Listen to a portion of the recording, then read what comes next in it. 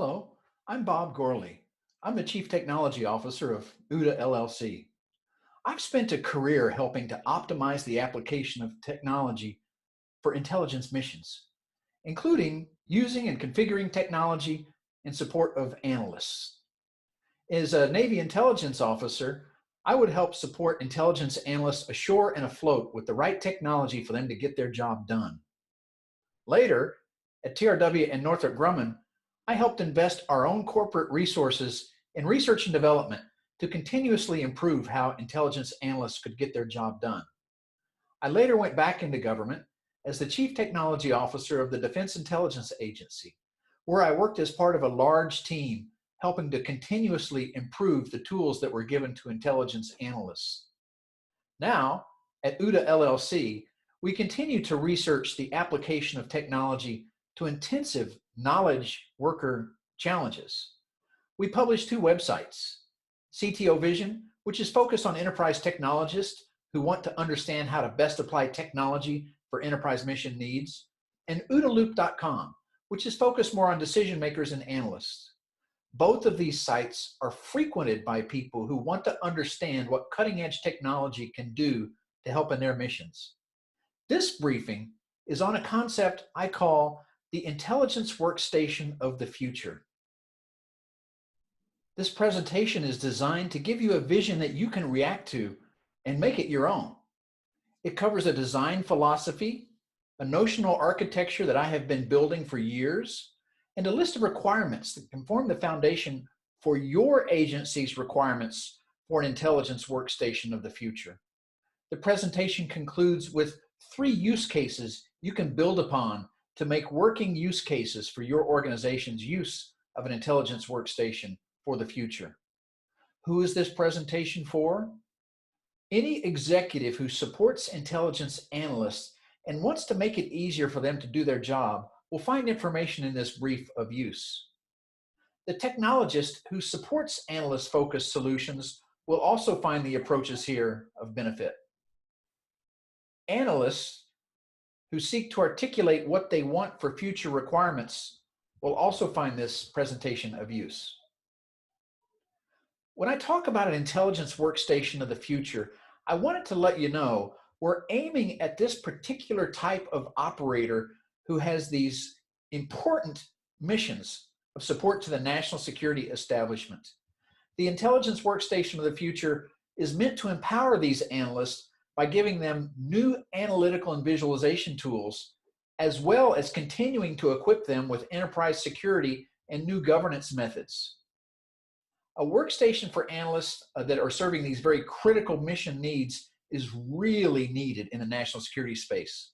But I also wanted to say that the considerations that have gone into this brief make this widely applicable to other organizations, even those that may not have the significant security concerns of national security missions.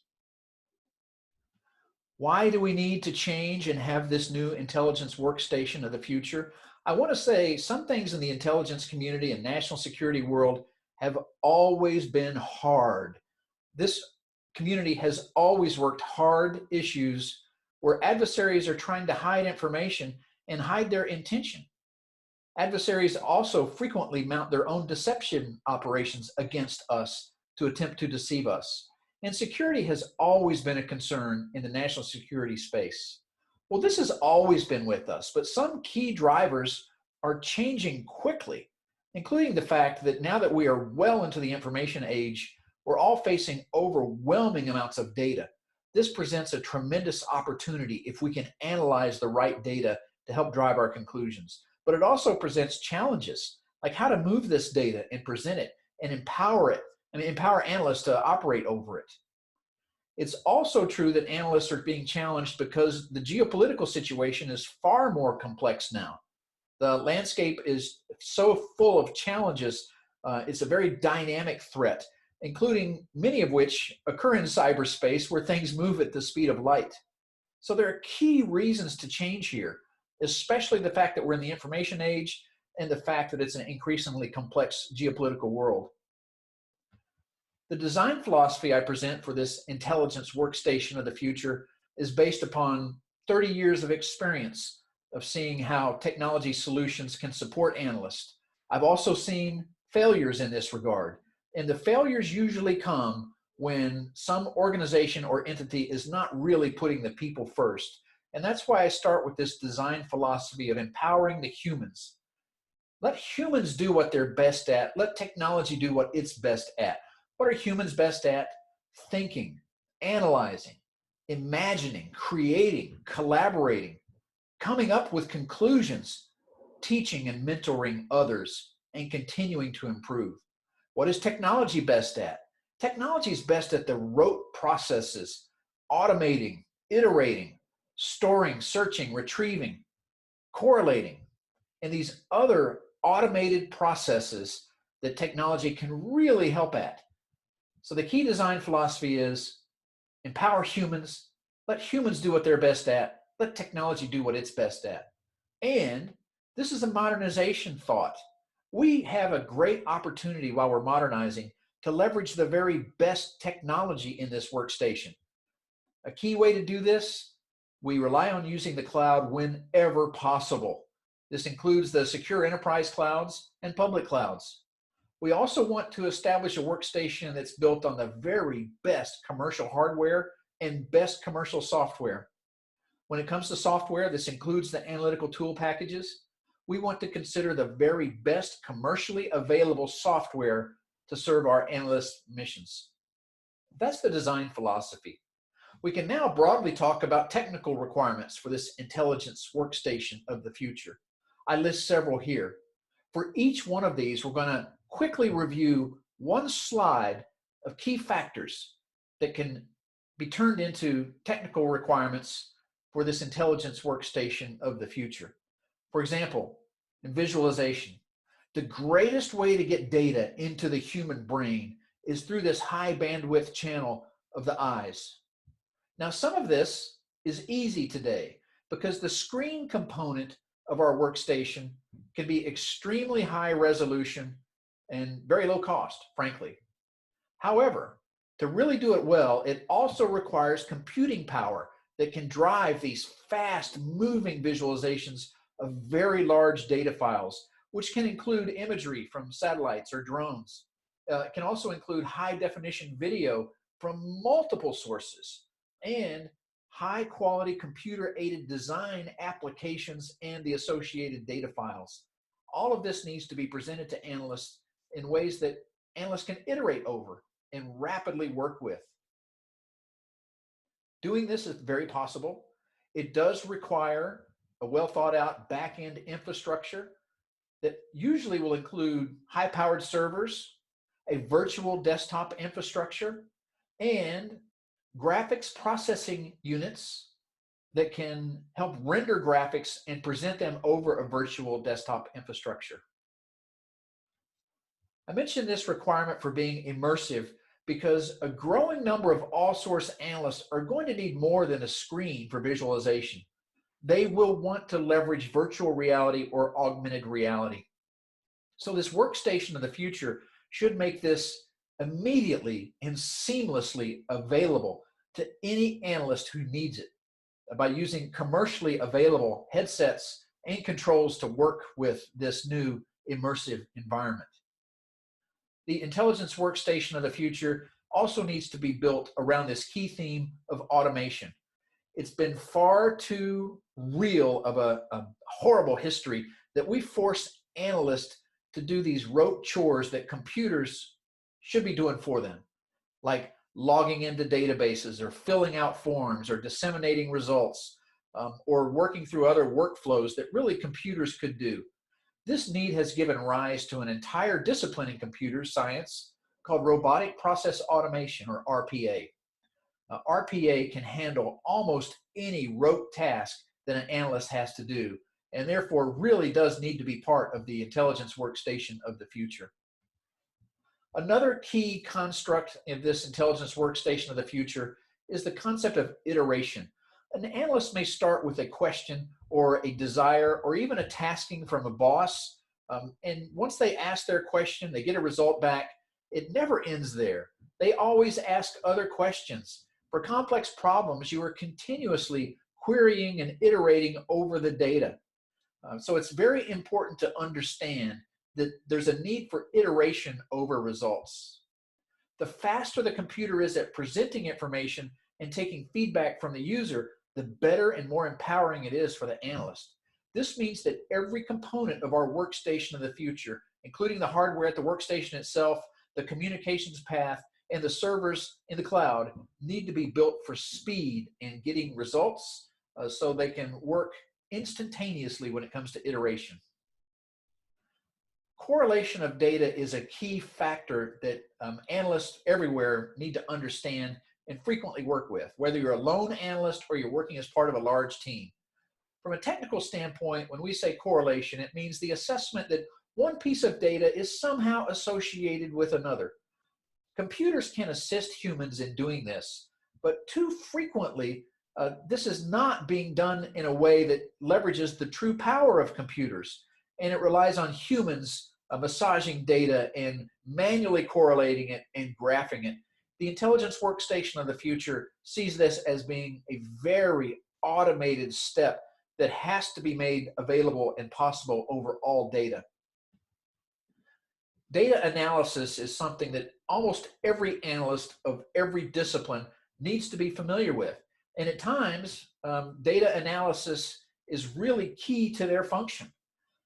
When it comes to the Intelligence Workstation of the future, we can't say what the exact analyst tools for data analysis will be, but we can say that analysts should have access to any tool that's ever been built, especially commercial tools. So the Intelligence Workstation of the future needs to empower analysts to have the right tools, whatever they are, for data analysis. Imagery and video analysis, first, I would say the same thing. Any tool commercially available for an intelligence analyst to work over imagery or video feed or geospatial information needs to be available to the analyst. Now, the only way for this to work is with a smart cloud architecture. Analysts at high-powered workstations can have a lot of applications running locally, but if we're talking about running all applications, any application, it has to have a smart cloud architecture. You deliver those capabilities via a virtual desktop environment. Usually that's going to involve specialized computer chips, graphics processing units, GPUs, that will deliver the performance of a supercomputer via a virtual desktop environment for analysts who do imagery and video analysis. The Intelligence Workstation of the future will have to communicate, whether it's inside a government building or at a deployed and mobile location or at a distant and unsecure location. Communication is key. Communication can be done using encryption via any comm circuit, including the new 5G or Wi-Fi 6 standard. The encryption will be there to make sure that information is protected when it comes down to a system.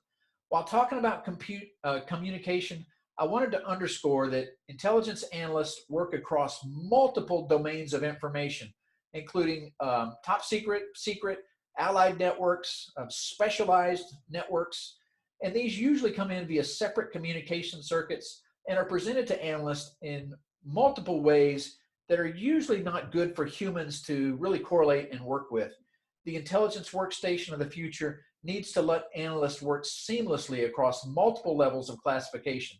Analysts working at a top secret level, for example, should be able to browse down to a secret level or even an unclassified level to look at information and bring it back up to their domain. And analysts that produce information at a higher level need to be able to get that released down to lower domains for more collaboration or to give to customers. And this needs to be done in a way where risk is significantly mitigated in this cross-domain movement. The Intelligence Workstation of the future needs to be built with collaboration in mind. The tough problems being worked in the national security space are problems that really do need multiple brains engaged and multiple stakeholders with different pieces of the analytical problem. So collaboration must be built into this workstation.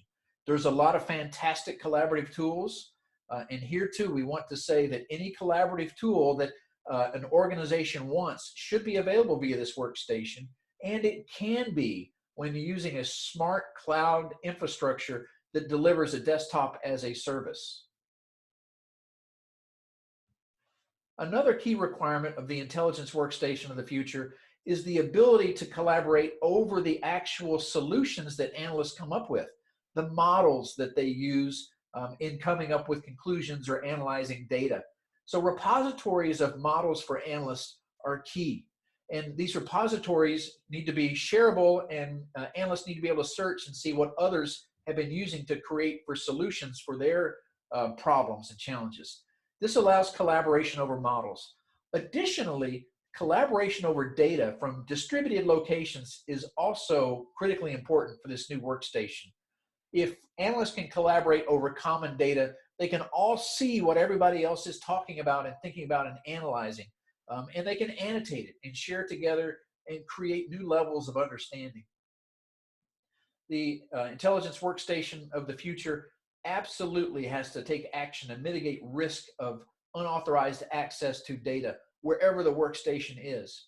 There are also important privacy concerns and ethics rules that must be followed, including understanding who has looked at data, where that data came from, and what the regulations are over use of that data. Security also involves access control, but then also configuration control of the device itself, and auditing, logging, and analysis of activity on the workstation. There's a lot of solutions that can enhance security for this workstation. One of the key ones is the use of a technique called the software-defined perimeter to make sure that this device is only accessing the enterprise resources that it should be. Another key component of this workstation is, how do the people interact with it? How do humans control and give data to the workstation? Right now, we are thinking that the Intelligence Workstation of the future primary data entry mode is going to be a keyboard and mouse. But it will also increasingly leverage other devices like a lot of people have in their homes today: trackpads, touch screens, handheld controllers, stylus devices, as well as voice and gesture. Those are some of the key technical requirements. But now, as we think of this Intelligence Workstation of the future, how do we make it real? Well, to really make it real, you need to think about your own organization and your own missions. And a recommended way to do that is to think of these technical requirements that we just discussed, and now build some use cases for how your organization can use an Intelligence Workstation of the future. The first use case we list: the analyst in the net. This is the analyst inside the government facility who has direct access to all of the relevant communication circuits and data. This is a very common use case. This is where most of the national security workforce works today, inside a government facility. There's also the use case of the forward deployed analyst. This could be someone deploying from an agency, perhaps with a military unit, or perhaps with an emergency response force, to deploy forward. And usually these forward deployed operations will be very unique. They will be somewhat bandwidth constrained. They may have a pickup team of analysts from multiple government agencies, not just from the national security community. They may also very likely involve allied nations, and frequently there are hostile nations also working in these kind of environments. This use case really requires a lot of thought on what you want an Intel Workstation of the future to look like and operate like in that environment. A third use case: the analyst at home. For certain designated national security analysts, work from home may be a requirement in a crisis, a pandemic. How can a workstation be provided and accessed by an analyst in a way that mitigates risk, keeps the data secure, but allows that analyst to get their job done? This use case is important to flesh out, because all indications are we'll be doing more of this in our future. A couple of concluding thoughts. The goal of this vision is to generate thought and dialogue and discussion. And as you think about this, please think about how this Intelligence Workstation of the future can serve analysts in your organization based upon new technology and new concepts of operation. A key goal, of course, is to give analysts the information they need, the way they want it, and to give them the tools they need to operate on that data wherever they are. And I mentioned in the previous slide 3 use cases. By building these use cases and fleshing them out, tailoring them to your organization, you can build your list of requirements for what you want in the intelligence workstation of the future. With that, I'd like to say thank you very much. Would love any input you have on this presentation of the intelligence workstation of the future. Would love your questions, considerations, suggestions, or pushback. Thank you.